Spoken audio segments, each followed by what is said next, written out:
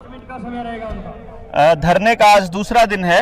किसानों का महापड़ाव इस टाइम पे आप पंचकुला में देख रहे हैं। किसान साथी यहाँ अपने सभी किसान संगठन अपनी अपनी बात यहाँ रख रहे हैं मंच से, और जनता सरकार मोर्चा के कुछ साथी आप देख रहे हैं यहाँ। भाई विकास सर के साथ में रणबीर और रविंदर भाई हैं। तो विकास भाई, आज दूसरा दिन है, आज का क्या कार्यक्रम रहा और इसके बाद का क्या प्लान है? डॉक्टर साहब, ये दूसरा दिन है। 3 दिन का कार्यक्रम ये था संयुक्त किसान मोर्चे का, और इस कार्यक्रम में जनता सरकार मोर्चा भी, भारतीय किसान संघ समिति के तमाम साथी भी शामिल हैं, आप लोग भी सारे शामिल हो। तो ये केंद्र सरकार को जताने के लिए कि हम जिंदे हैं। अभी जो एमएसपी के ऊपर कानून बनाने की बात है, कर्जे की बात है, जो किसानों के मजदूरों के ऊपर, जो आप जनता सरकार मोर्चा जिस मुद्दे के ऊपर बहुत बड़े लेवल पर काम कर रहा है, वो तमाम मुद्दों को लेकर के केंद्र सरकार को 3 दिन का ये ट्रेलर दिखाने के लिए यहाँ इकट्ठे हुए थे, और आज दूसरा दिन है। और आज अभी बैठे हम पंचकुला के सेक्टर 5 के रैली ग्राउंड में, लेकिन हमारी जो कॉल है वो कॉल है राज्य की राजधानी में, चंडीगढ़ के अंदर। और पिछले दिनों होता ये रहा है कि देश के नहीं, प्रदेश की बात अगर मैं करूँ, चाहे सरपंच आए हों, चाहे आंगनबाड़ी वाली आई हो, चाहे आशा वर्कर आई हो, सबसे बड़ी विडम्बना ये है कि उन चंडीगढ़ में नहीं घुसन देंगे। अपनी बात न पंचकुला में नहीं आने देंगे। पंचकुला के बाहर चंडीगढ़ में सरपंच जो गांव-गांव के प्रतिनिधि हैं, उनके डंडे मार, लाठी मारी। आशा वर्कर कई तो ऐसा कराया कि उनको गिरफ्तार करके 5-5 घंटे तक बस को घुमाते रहे। एक आशा वर्कर की तो मृत्यु भी होगी, उसको जलाब ले गया था। मतलब ये अत्याचार है एक किस्म से। जब राजधानी हमारी है, वो गवर्नर भी हमारा है, तो जनता का ये फैसला है और जनता सरकार का भी ये फैसला है।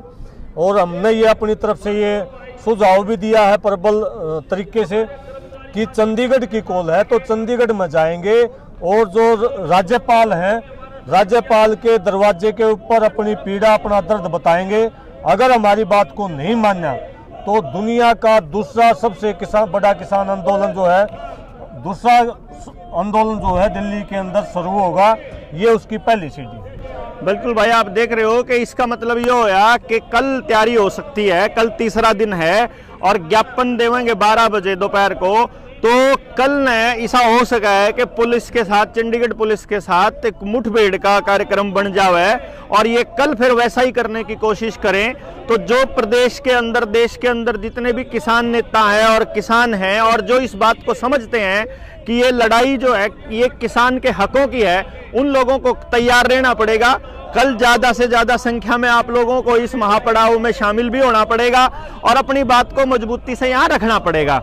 कारण क्या है कि हम अभी इस बात को समझने में थोड़ा सा पीछे हैं कि ये लड़ाई जो है, ये लड़ाई असल में इसको हम ज्ञान युद्ध का नाम देते हैं। यहाँ ये लोग आपके साथ प्रपंच से जीत रहे हैं, यहाँ ये छल करके जीत रहे हैं। आपको जानकारियां पहुंचने नहीं देंगे, या गलत जानकारियां दे करके इस तरीके से माहौल बनाएंगे कि आपको ये लगता रहे कि जो सरकारें कर रही हैं वो ठीक है, और जो आम इंसान जो घरों में बैठा है, टेलीविजन मीडिया, सोशल मीडिया के माध्यम से उनको ये बरगलाया जाता है कि ये किसान, मान लीजिए यहाँ कोई आकर के सरकार का कोई शरारती तत्व यहाँ कोई गड़बड़ कर दे, तो वो उसको प्रचारित ऐसे करते हैं कि ये किसानों ने ऐसा किया है, या ये इस आंदोलन करने वालों ने ऐसा किया है। तो अपनी मांग मांगने वाले, अपने हकों के लिए लड़ने वाले लोगों को ये लोग आतंकी साबित करते रहे हैं। ये आप इसमें आप नक्सलवाद का एग्जाम्पल ले लीजिए, इसको आप जाट आंदोलन का एग्जाम्पल लीजिए, किसान आंदोलन में भी आपने देखा कि किस तरह से इन लोगों ने किसानों को भी बदनाम करने का पूरा एक प्रपंच चलाया था। तो आज इस जाल में ना फंसे और इस बात को समझे कि जब किसान अपनी किसानी की लड़ाई लड़ रहा है अपनी जमीन बचाने के लिए, तो उससे सिर्फ किसान बर्बाद नहीं होने वाला है। अगर यहाँ किसान नहीं बचेगा तो कोई भी तबका नहीं बचेगा। तो समाज के हर तबके की लड़ाई इनडायरेक्टली किसान लड़ रहा है, इसलिए हर तबके का ये दायित्व है, उसका ये फर्ज बनता है कि किसान की इस लड़ाई में अगर शारीरिक रूप से आप शामिल नहीं हो सकते तो आप वहां बैठ करके नैतिक रूप से इसमें शामिल होइए, किसान के लिए लिखिए। अगर आप कवि हैं तो उसके लिए कविताएं बनाइए, आप गीत बनाइए किसानी आंदोलन के लिए, आप आकर के माहौल को देखिए, किसान की समस्या को समझिए, उसके दुख दर्द को समझिए, उसके खेत में जाकर के देखिए। आप किसानों को एक तरह से जैसे फैमिली डॉक्टर का कॉन्सेप्ट है, ऐसे फैमिली फार्मर बनाने की कोशिश कीजिए ताकि किसान अपने खेत के अंदर कोई पेस्टिसाइड केमिकल वगैरह डालना बंद कर सके। तो आपको बहुत सारी मुद्दे हैं जिनके ऊपर जनता सरकार मोर्चा लगातार जागरण फैलाता रहता है और लगातार जागरूकता के इस मिशन में गांव-गांव जा रहे हैं। अभी बहुत जल्दी जनता सरकार मोर्चा का धन्यवादी दौरा चालू होगा, जिसमें हम हरियाणा के सारे जिलों में आएंगे और पूरे देश के अंदर हम लोग आकर के संगठन को और मजबूत करेंगे। तो अपने अपने गांव में जहां जहां कार्यक्रम होने हैं आप उन लोगों से बातचीत कर लीजिए और इस धन्यवादी दौरे में शामिल होइए। आपका बहुत बहुत धन्यवाद। जय हिंद, जय भारत।